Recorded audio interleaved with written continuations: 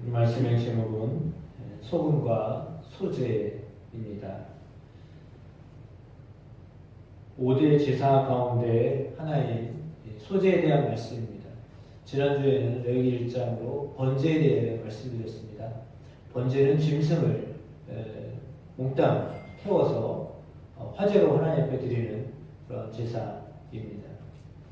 소재 역시 화제입니다. 불로 태워서 드리는 제사입니다. 그래서 불에 태운다는 의미에서는 번제나 소제나 똑같습니다.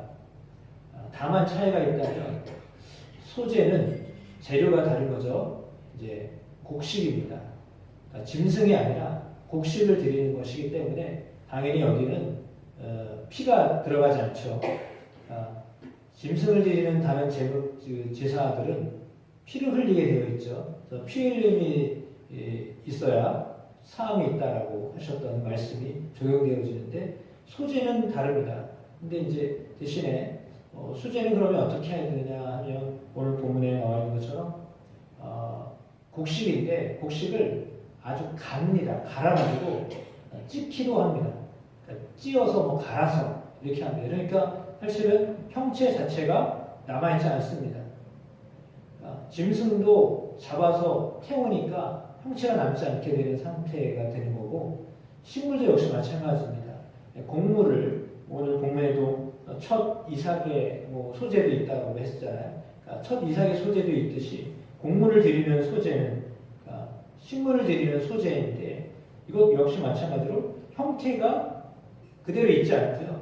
찧어집니다. 아니면 갈든지 이렇게 되어집니다. 그러니까 형태 그대로 남아있지 않냐고 이제 다 이렇게 아주 납작하게 되어진 상태가 되어지겠죠. 가루가 되든지 짙은지 이제 다 그 형체를 볼 수 없는 상황이 되는 겁니다. 그래서 이것은 매우 중요한 제사 가운데 하나인데 사실 소제를 드린다라고 하는 것은 부자가 아닌 사람들, 예를 들어 좀 가난한 사람들이 하나님 앞에 짐승을 드릴 수 없을 때 어떻게 하느냐, 이것은 소제를 드립니다. 그러니까 하나님의 배려입니다. 그러니까 모두가 다 짐승을 드려야 된다라고 한다면 그 소, 양을 잡으려면 돈이 많이 들어가야 될 거 아닙니까? 그러면 가난한 사람은 할 수가 없어요. 제사를 드리고 싶어도 재물을 드릴 수 없으니까 재물이 없으면 제사가 아니거든요. 구약시대는 그랬잖아요. 그러니까 재물이 있어야 제사를 드리는 건데 재물을 살 돈이 없으니까 재물을 바칠 수가 없으니까 제사를 드리고 싶어도 제사를 드릴 수 없는 상황에 놓여 있는 사람들이 있을 수 있습니다. 그러면 그 사람들은 제사를 못 드리는 상황이 되는데 그렇지 않아도 된다라고 하는 것이 오늘 소제라고 하는 그런 제사법이 있기 때문입니다. 그러니까 가난한 사람도 제사에 참여할 수 있는 길을 여셨다라고 생각할 때 하나님은 참 감사하게도 모든 이들이 제사에 들어올 수 있도록 이렇게 허용하셨다라고 하는 것을 알 수 있습니다. 그래서 부자이든지 가난한 사람이든지 형편에 따라 제사를 드릴 수 있도록 하나님 허락하셨다라고 하는 것을 생각하면 이 소제는 매우 의미가 있는 제사다라고 볼 수 있습니다. 그래서 보면 1절과 2절에 이렇게 되어 있습니다. 소제의 예물을 여호와께 드리려거든 고운 가루로 예물을 삼아 그 위에 기름을 붓고 그 위에 유향을 놓아 누구에게 가져가냐면 제사장들에게로 가져갑니다. 제사장이 이것을 받습니다. 그러면 그 고운 가루 한 움큼과 기름과 또 유향을 가져다가 기념물로 제단 위에 불을 살린다라고 했습니다. 그래서 이것이 화제나 불로 태우기 때문에 그리고 향기로운 냄새다라고 하였습니다. 번제도 역시 마찬가지입니다. 향기로운 냄새다라고 하셨거든요.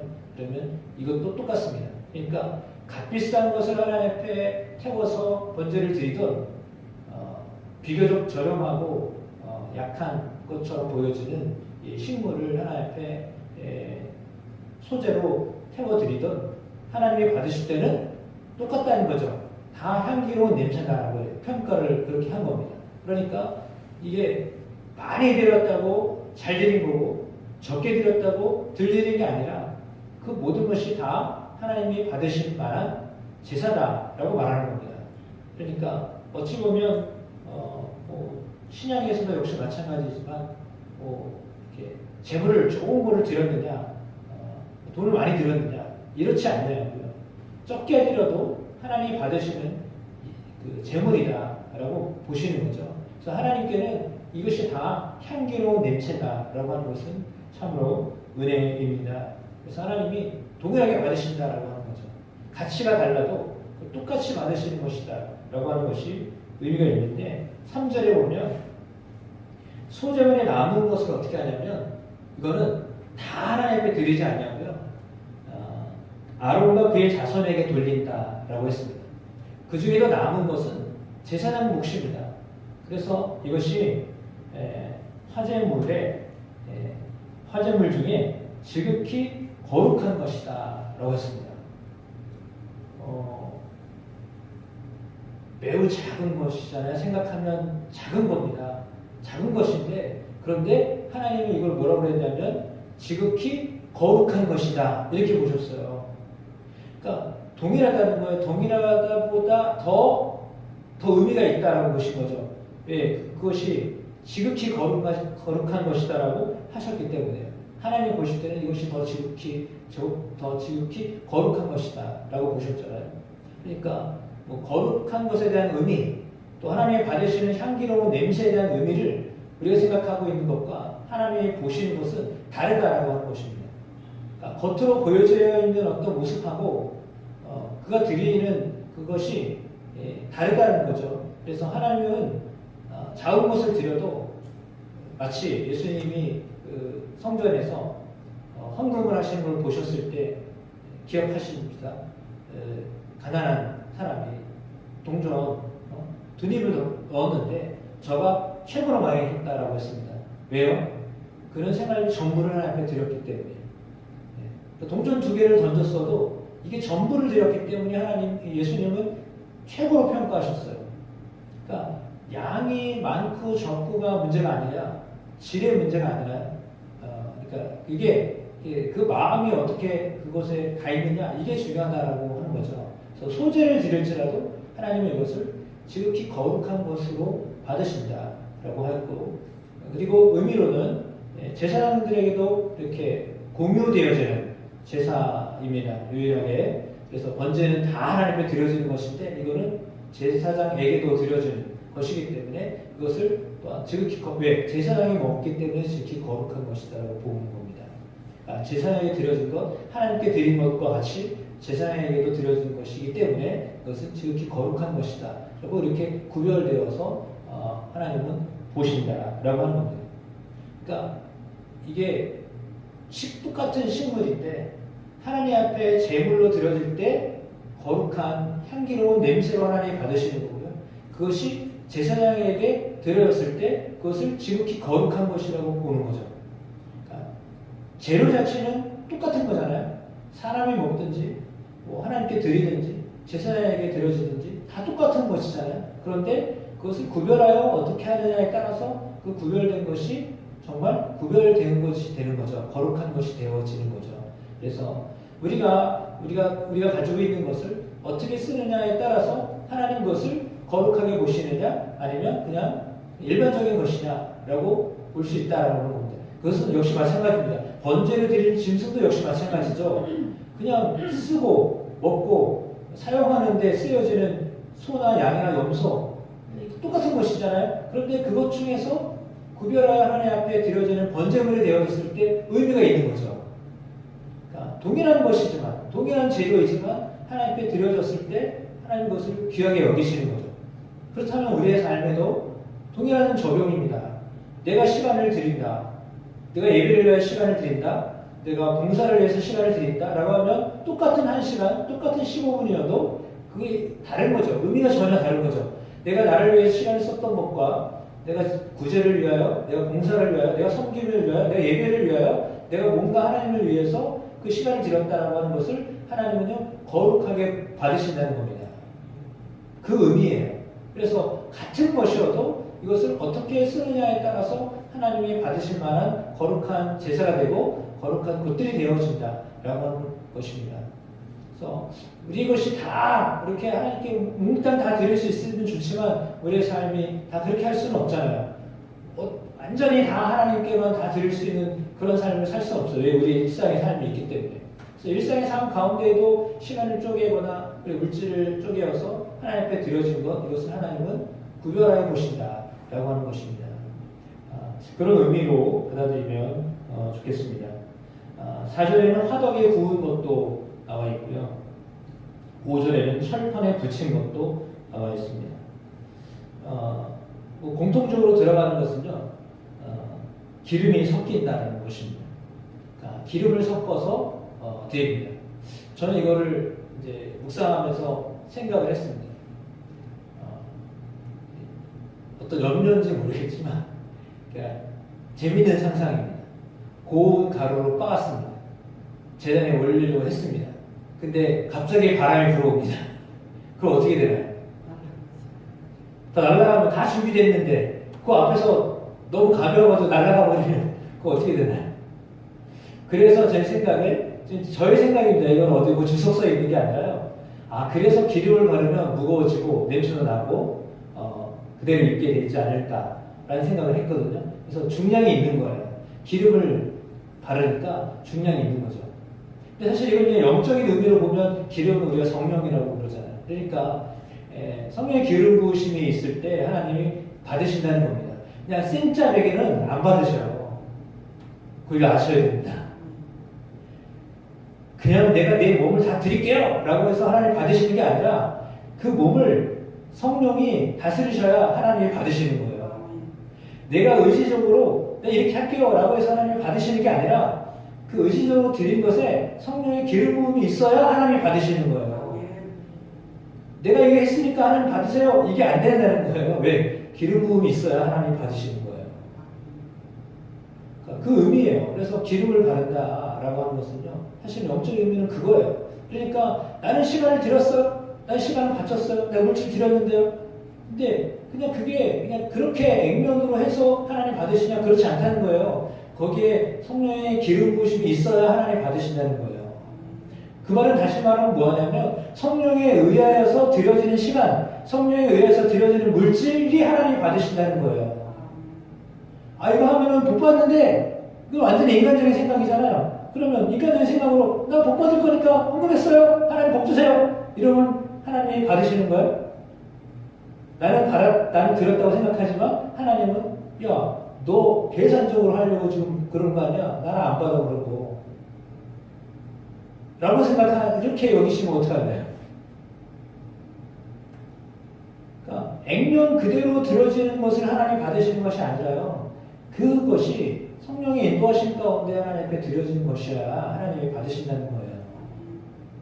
그러니까 우리도 시간을 낼 때, 예배를 드릴 때, 뭔가 헌신할 때 그것이 나 이렇게 하면 내가 복을 받을 것 같아 라고 해서 하는 것도 중요하지만 그러나 그 가운데 정말 성령의 인도하심이 있는 그런 헌신과 기름 부음이 있을 때 하나님이 기쁘게 받으시는 제사가 된다라고 하는 겁니다.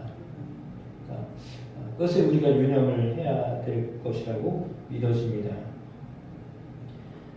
그래서 기름은 늘 어떤 방식으로 소재의 예물을 드리든지 기름이 다 들어갑니다. 그러니까 그건 뭐냐면 이렇게 철판에 붙이든지 뭐 굽든지 아니면 뭐 고운 가루를 하든지 뒤에 보면 냄비에 해가지고 하든지 저 뒤에 가면 또 뭐 다른 방식이 있죠. 그러니까 뭐 빻거나 할 때 그렇죠. 그 14절에 보면 첫 이삭의 소재를 드릴 때는 첫 이삭을 볶아가지고 찧어가지고 소재를 삼는다. 그때는 또 방식이 달라요. 근데 그때마다 빼놓지 않은 것은 기름이 들어간다는 거예요. 기름 부음이 있다라는 거예요. 기름을 부어서 드려진다라고 하는 겁니다. 그리고 유향을 또한 이렇게 바릅니다. 이 의미들이 있다라고 하는 것을 생각하시면서 소재이지만 그러나 그럼에도 불구하고 이 소재를 하나님이 기쁘게 받으시는데 오늘 본문에도 나와 있는 것처럼 반복해서 나와 있는 말씀이 중요한 말씀이거든요. 그러면 3절과 10절의 말씀이 중복해서 나와 있습니다. 그건 뭐냐면 소재물에 남은 것을 아론과 그의 아들들에게 돌릴지니 이는 여호와의 화제물 중에 지극히 거룩할 것이니라 라고 했어요. 그러니까 제사장에게 드려진 것은 지극히 거룩한 것으로 하나님이 받으시는데 그거는 어찌 보면 하나님께 제사를 드려진 것과 같이 거룩한 것으로 구별되어진다라고 하는 의미입니다. 그런 의미로 이렇게 제사에게 드려졌다라고 하는 것을 보시면 좋겠습니다. 그리고 11절 말씀에 보면 대신에 금지하는 것이 있었습니다. 뭐냐면 꿀, 그다음에 누룩을 넣지 말아라 라고 하는 것입니다. 소재에 그냥 식물 찢고 빻고 한 게 맛이 나나요? 안 나요. 대신 여기다 뭘 쳐라? 소금을 쳐라 그랬습니다.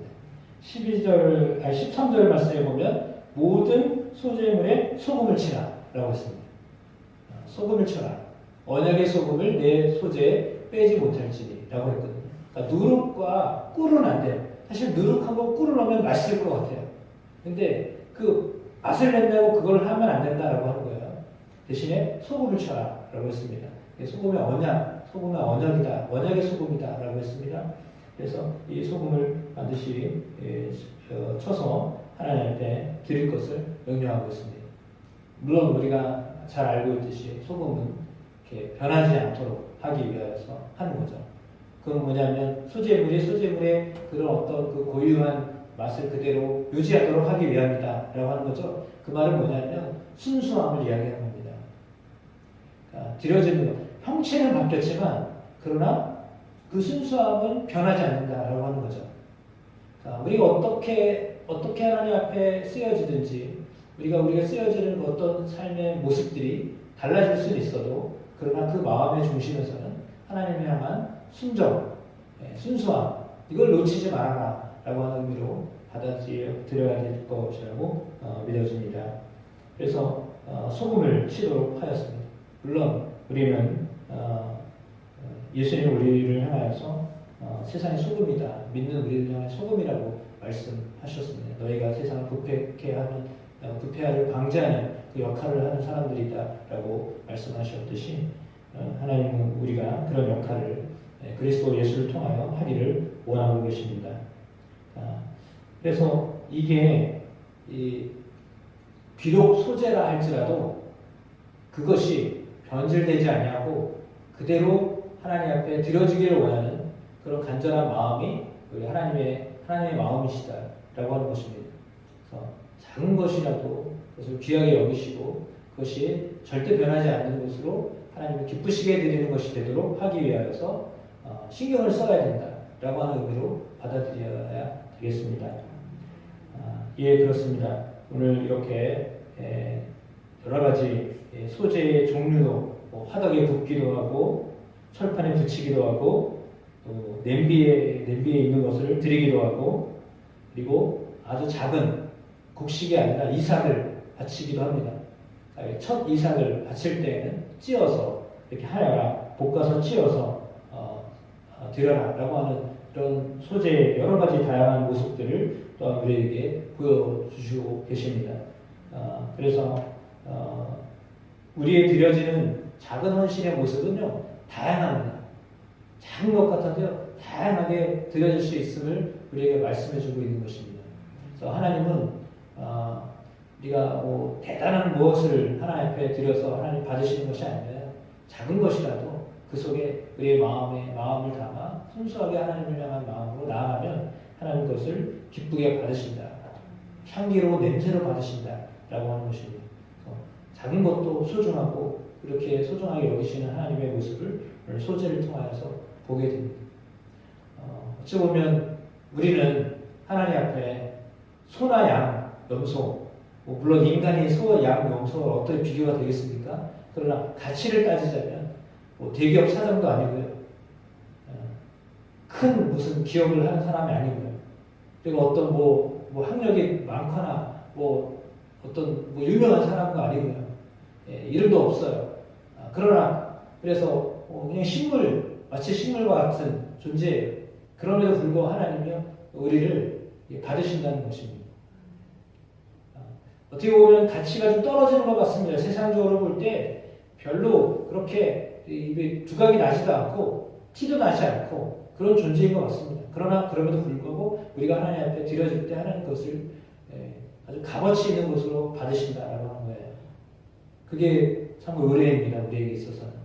그래서 우리가 작은 것, 작은 존재, 아무것도 아닌 것 같아. 그러나 그럼에도 불구하고 우리가 하나님을 향하여 나아가면 하나님 것을 기쁘게 받으시고 거룩하게 여겨주시고 또한 그것을 하나님이 동일하게 번제를 드렸듯이 소제를 드려도 하나님 기쁘게 받으신다라고 하는 그 의미는 우리에게 있어 참으로 큰 은혜요 도전이 됨을 믿습니다. 따라서 우리의 마음에 어떤 것을 하나님 앞에 드릴 것인가 떠오르는 생각과 또 마음에 하나님 성령이 우리에게 부어주실 때 거기에 우리의 인간적인 어떤 뭔가가 첨가되지 않냐고요. 그냥 순수하게 떠오르고 생각났을 때 그것을 잘 감당해낼 수 있는 저와 여러분의 또한 헌신과 또 삶이 되어주시길 축복합니다. 그래서 이 소재는 어쩌면 작은 삶의 열매를 하나님께 드리는 것입니다. 작은 것이지만 그 삶의 열매를 드리는 것이다. 그래서 우리의 삶이 하나님 기뻐 받으시는 거룩한 삶 되어지기를 축복합니다. 어떤 분이 이 글을 쓰면서 이 말씀을 이렇게 설교하면서 말에 대한 이야기를 많이 썼어요.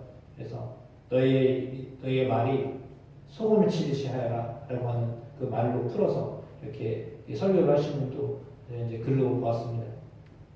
그러니까 우리 안에 우리의 말이 또한 하나님 앞에 드려지는 제사가 되고 제물이 되어줄 수 있습니다. 우리의 말에 소금을 잘 치셔서 맛있는 말이 되도록 하시면 하나님 그것을 기쁘게 받으십니다. 그러니까 하나님 받으실 만한 제물이 될 만한 우리의 입술의 열매 하나님께 드려지는 여러분의 삶이 되어주시기를 주님의 이름으로 축복합니다.